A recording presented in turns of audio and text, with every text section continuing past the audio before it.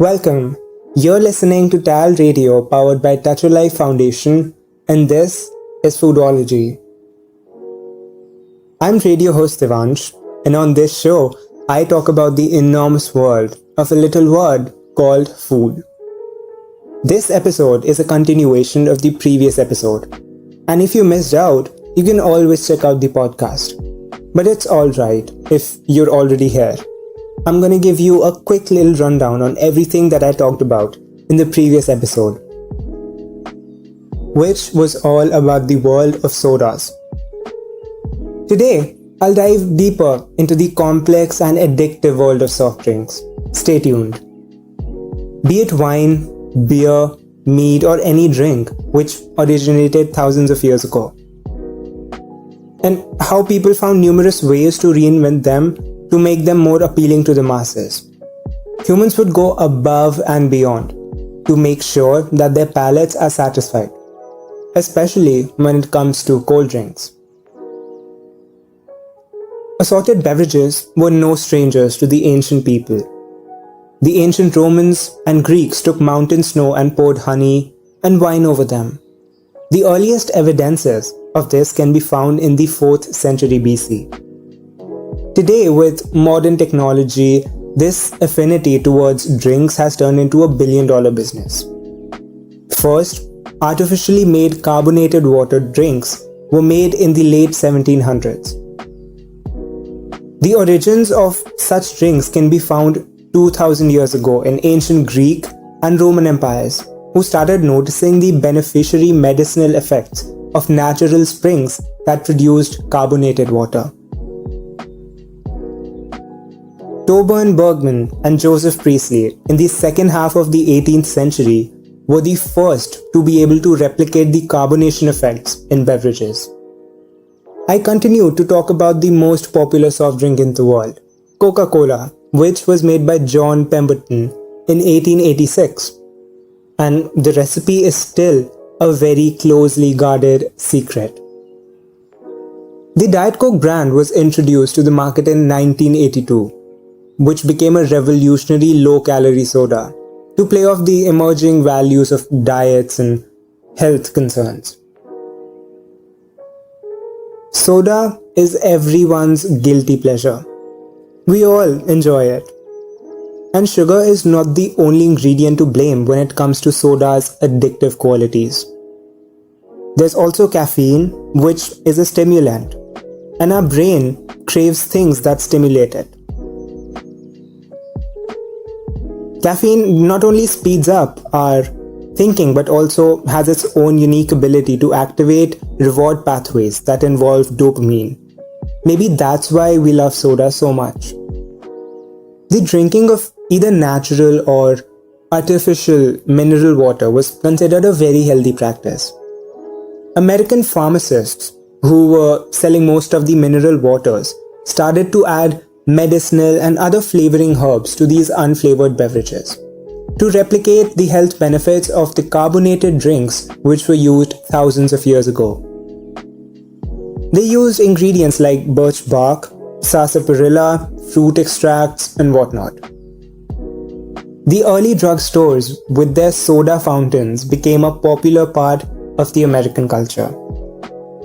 Today, most colas contain caffeine, and they are sweetened with high sugar or high fructose corn syrup, among other ingredients. These two ingredients in particular have raised significant health concerns in the last 3 decades or so, and have given the world of sodas a very bad reputation.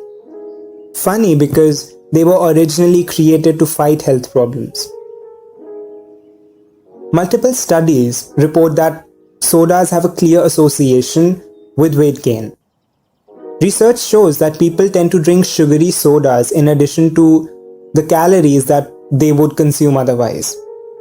You may argue that I'm not gonna gain an unhealthy amount of weight because I drink Diet Coke.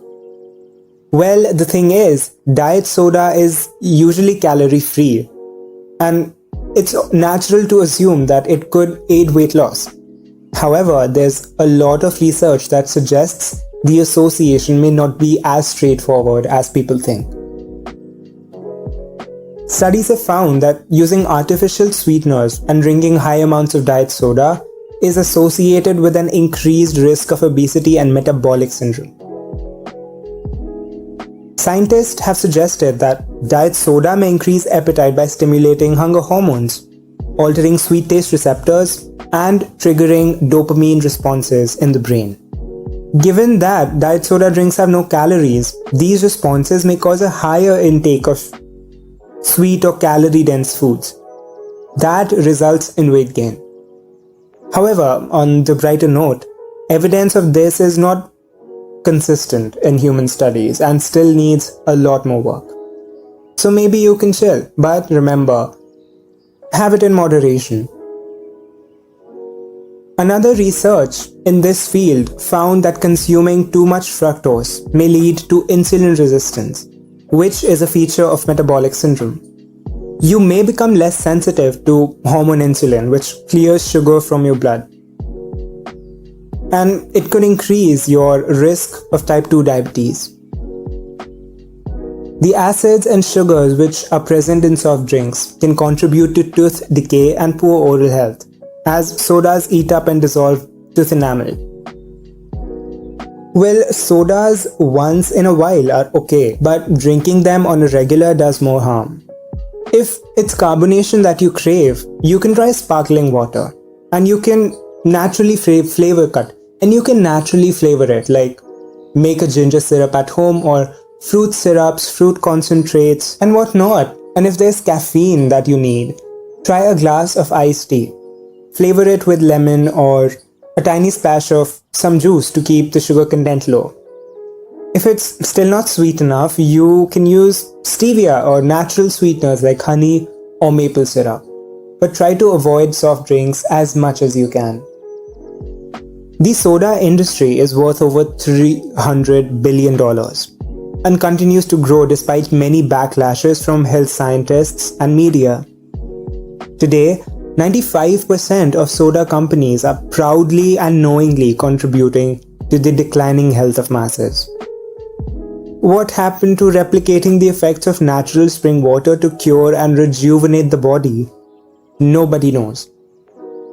Sodas have become synonymous with today's youth, and the US ranks number 1 with the highest soda consumption in the world. I want to mention a few of the most popular soda brands out there. I can guarantee you'd know all of them, and there are actual reasons behind that. Maybe it's the taste, because it's so delicious. In fact, it is so good that many people drink it with every meal. Or that soda is everywhere. Even if you wanted to drink something else, you would be hard-pressed to find it as prominently displayed in vending machines and at fast food chains or even supermarket checkouts. It's hard to ignore. Perhaps the most addictive thing about sodas is its convenience. If you want something quick or you're in a hurry, it's so easy to grab and convenient to drink. Its affordability is also one of the factors contributing to its popularity.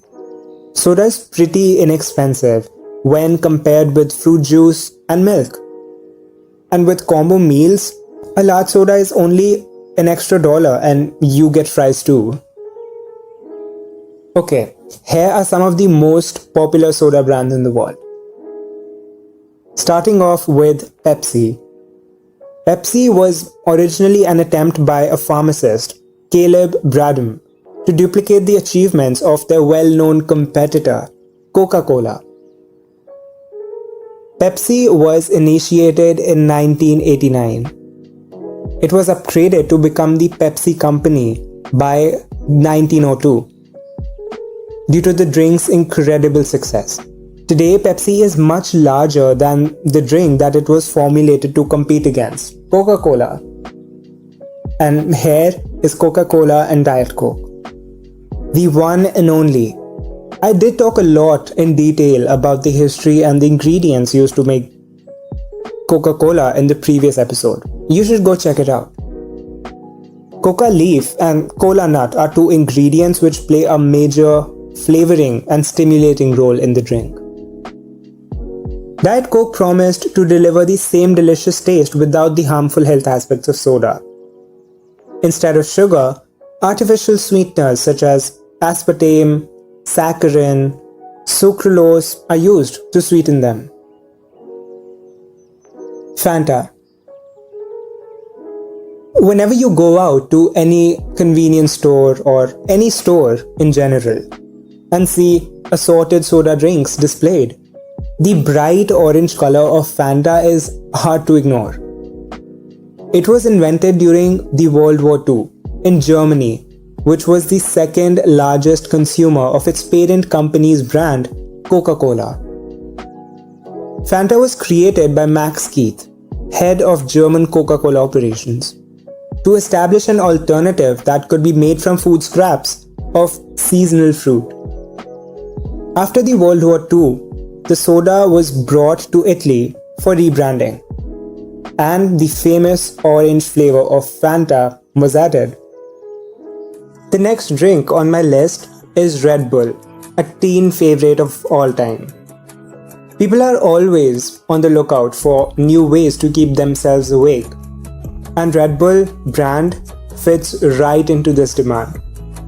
Red Bull was created in Thailand using B vitamins and caffeine to produce increased endurance in the drinker. It wasn't until 1987 that the drink became an international brand. While it still contains a lot of the same chemicals that sodas do, it's considered and marketed as an energy drink that helps you keep going through strenuous physical and mental activities. While the ingredients in Red Bull may provide a boost of energy, they may also cause short and long-term side effects, especially if consumed in larger quantities. Mountain Dew. In the late 1930s, Barney and Allie Herman, two brothers from Georgia, packed and moved to Knoxville, Tennessee. The Hartons were apparently big whiskey drinkers, and they both got into a lab and mixed up a carbonated lemon-lime drink. They decided to mix it with booze, as one does, and that tasted like homemade hooch. Both brothers settled on the name Mountain Dew, which is actually an old-time slang for moonshine. The Mountain Dew brand wasn't received well initially. It took about 15 years of reworking the recipe and peddling the soda before PepsiCo eventually bought it in 1964. PepsiCo pushed Mountain Dew brand to new heights of success. Today, it continues to be one of PepsiCo's strongest assets by marketing it as a soft drink of extreme sports. Dr. Pepper.